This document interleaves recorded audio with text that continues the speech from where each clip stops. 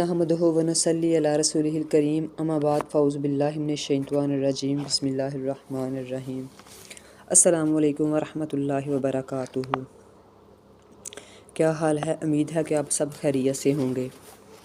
असल में काफ़ी देर हो गई है कि मैं कोई आपके सामने नॉलेज वगैरह नहीं शेयर कर सकी।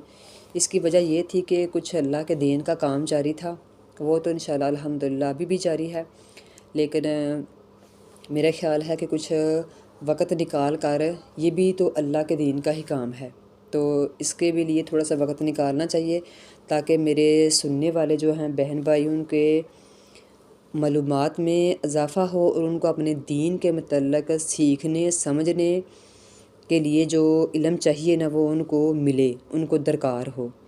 ठीक है, तो हम जैसा कि हमने मौजू शुरू किया था कि मोजज़ा और नबी करीम सल्लल्लाहु अलैहि वसल्लम के जो मोजज़ात हैं ना वो मैं आपके सामने शेयर करना चाह रही थी। प्यारे का सल्लल्लाहु अलैहि वसल्लम का नाम आए और उन पर दरूद ना पड़ा जाए, ये हम मुसलमानों के लिए यानी कि उनको सुकून ही नहीं तब तक आता जब तक प्यारे का वसल्लम की बारगाह में दुरूद शरीफ का जो नजराना है ना वो ना पेश किया जाए। तो सबसे पहले मिलकर आप लोग भी मेरे साथ प्यारे का वसल्लम पर दुरूद शरीफ पढ़ें ताकि मेरा भी हिस्सा शामिल हो जाए और जो जो सुन रहे हैं उनका भी हिस्सा प्यारे का वसल्लम की बारगाह में जो है ना वो हमारे दुरूद का जो नजराना है ना वो उनकी बारगाह में पहुँच जाए।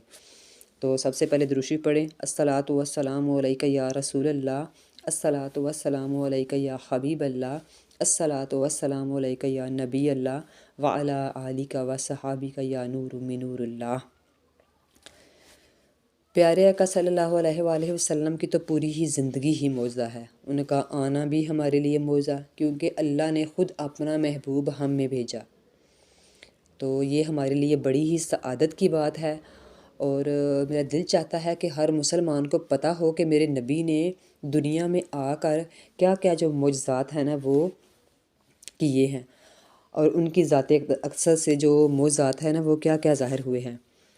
पहले हमने थोड़ा सा इसके मतलब कोशिश करेंगे कि जानें कि असल में मौजज़ा है क्या, इसका मानी क्या है, ये सारा डिटेल में पता करें और फिर उसके बाद जो है ना वो इंशाल्लाह हम ये वाला सिलसिला शुरू करेंगे। और दूसरा हम बीच बीच में कुछ और टॉपिक लेके कुछ और मौज़ूआत लेके ना उनके मतलब भी आपसे कोशिश करूँगी कि कुछ बातें जो ज़रूरी मालूमात है, जो ज़रूरी टॉपिक हैं, जो मैं समझती हूँ कि सब बंदे हर यानी कि हमारे मुसलमान बहनों और भाइयों को पता होने चाहिए, तो वो भी बीच बीच में अलग अलग मौज़ूआत पर भी बात करेंगे। और साथ ये जो हमारा सिलसिला है ना 2000 मौजज़ात जो है मैं आपकी यानी मैं सआदत हासिल करूँगी कि मैं आपके सामने पेश कर सकूँ। ठीक है, असल में लफ्ज़ जो मौजज़ा है ना इसके जो लगवी मानी है वो है अदम कुदरत, यानी कासर होना, ताकत ना रखना, आजज़ हो जाना वगैरह।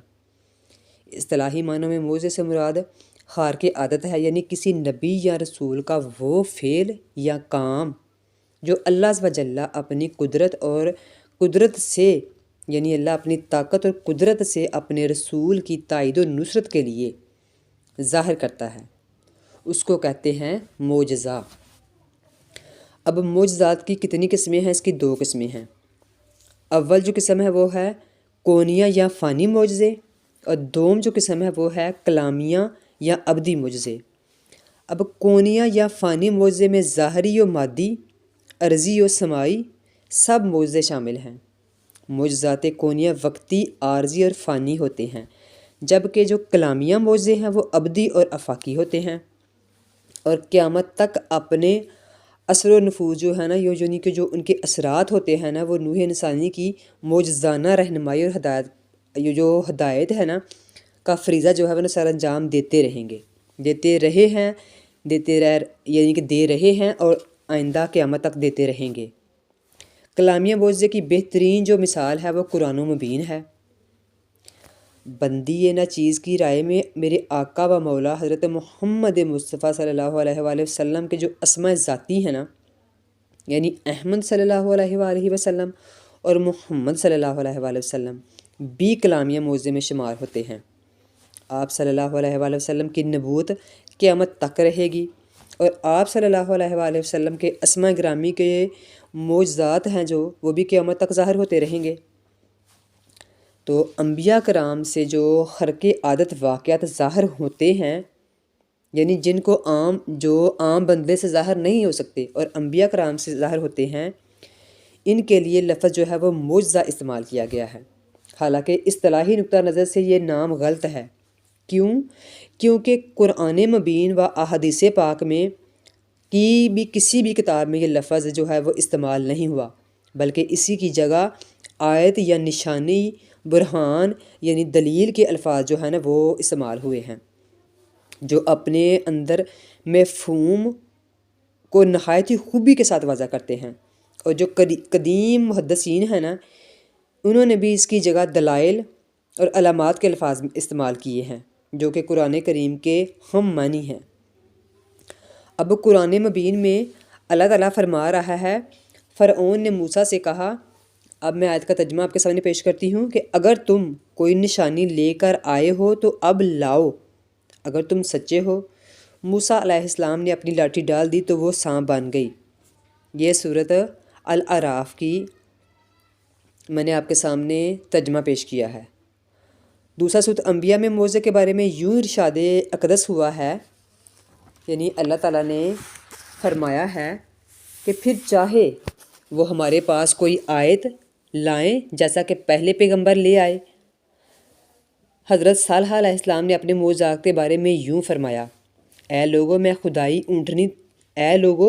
یہ خدائی اونٹنی تمہارے لیے آیت ہے یعنی نشانی ہے۔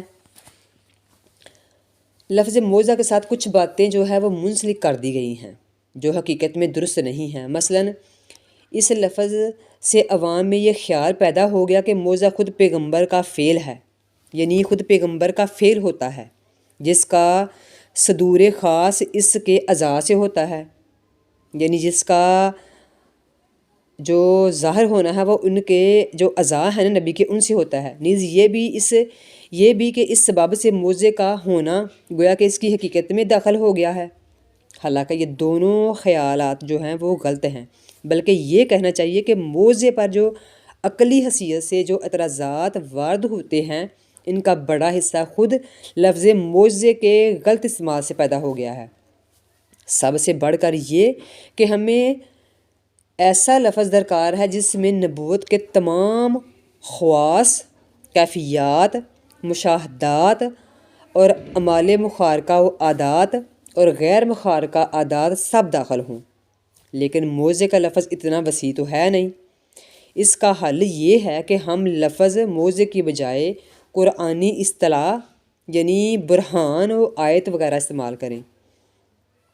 چاہیے تو یہی کرنا چاہیے نا، لیکن چونکہ لفظ جو معجزہ ہے نا وہ عام استعمال میں ہوتا ہے، یعنی کہ عام یہ جو برہان اور آیت کا جو لفظ ہے یہ ہم جو پڑھے یعنی کہ جو قرآن و حدیث کا علم رکھتے ہیں ان کو پتہ ہے، لیکن جو عام بندے ہیں ان کو ان کا مطلب کہ معنی نہیں آتا۔ لیکن میرا جو پیغام ہے وہ میں چاہتی ہوں کہ ہر عام بندہ جو سنے تو وہ اس کی سمجھ میں آئے، تو اس لیے جو ہم لفظ یہاں استعمال کریں گے نا وہ معجزہ ہی استعمال کریں گے، ٹھیک ہے، تاکہ آپ سب کو یہ بات جو ہے وہ اچھی طرح سمجھ میں آ جائے۔